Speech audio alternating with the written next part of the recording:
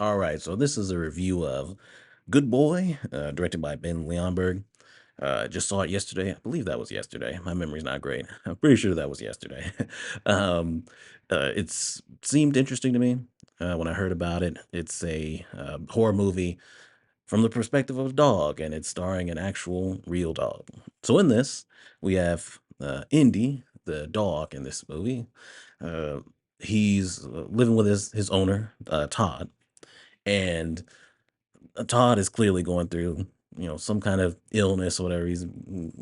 Goes to the hospital and things like that. He's like spitting up blood and things. Seemingly on a whim, Todd decides to take Indy and move into his dead grandfather's house. This creepy house. I mean, he's got animals stuffed just sitting around and things like that. And it's real creepy, and it's like kind of an unsettling kind of place. And I believe it was his sister. She was like, "What the hell are you doing there? Why are you living there? You need to get out of there." It seems very obvious that this isn't a place that he should be at, but he decides to move in there.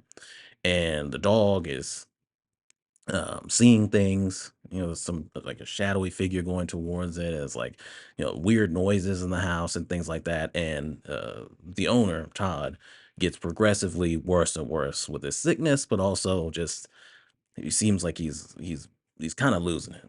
I really like a good bit of this movie. I think it builds the atmosphere really well. Like this house is legitimately creepy. It's shot well. The score really works too.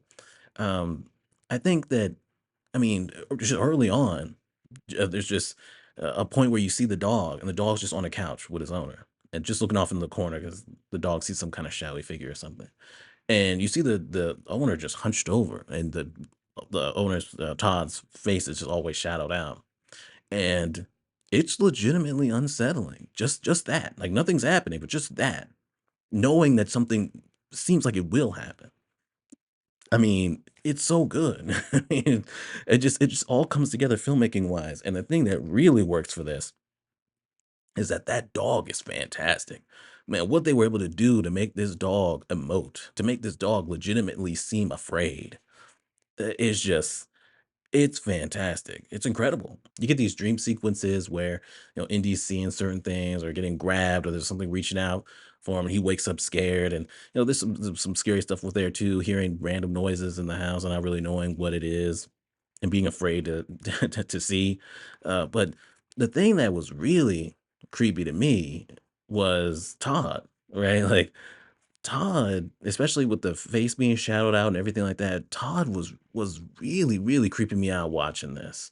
Like, I'm like, okay, is it him? Is there something going on with him? Has he been taken over by some kind of, supernatural force or something? Like, what's going on? Because the way he would walk around and and the way that Indy would react to him at points and things like that, I was like, he was legitimately scary.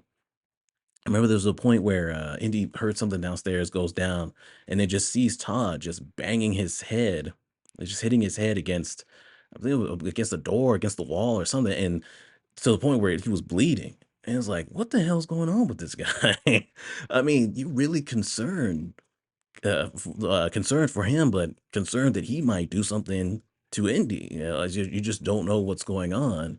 And that was really effective. Not only is it scary, but it's also heartbreaking to see what their relationship, devolves into. There's so much good stuff here, and I'm really interested to see, like, okay, what's going on with the grandfather and the dog and the old dog.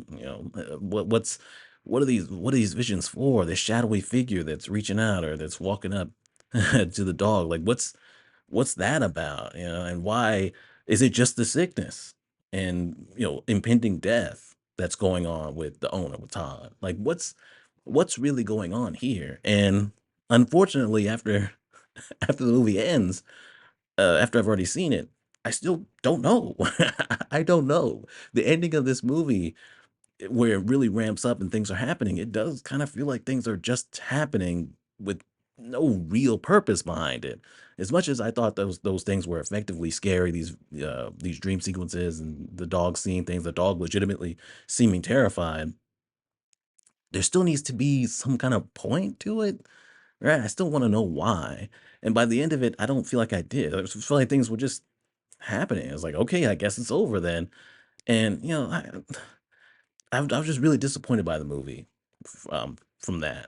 After the movie's over, you get to see the people who made it, and they're explaining like, okay, the long, hard process it was to get these shots, or to to get this done with this dog and make it seem believable. The editing that took place to make it seem like the dog was actually reacting to something the dog actually wasn't.